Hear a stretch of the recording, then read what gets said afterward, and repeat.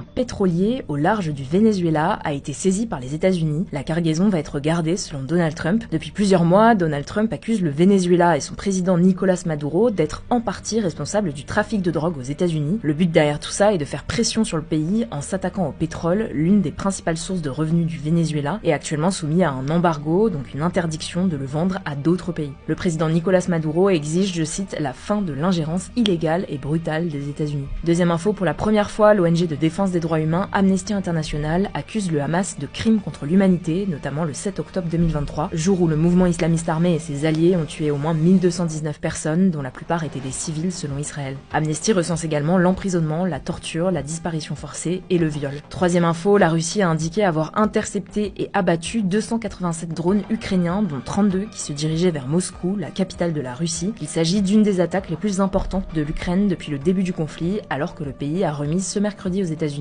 la dernière version du plan pour mettre fin à la guerre. Spotify est en train de tester une nouvelle fonctionnalité pour créer des playlists. Elle devrait permettre de donner des instructions du type par exemple musique énergique pour une course de 5 km puis détente, et Spotify te proposera alors une playlist sur mesure. Pour l'instant, la fonctionnalité est testée en Nouvelle-Zélande, on ne sait pas encore si elle pourrait arriver en France prochainement.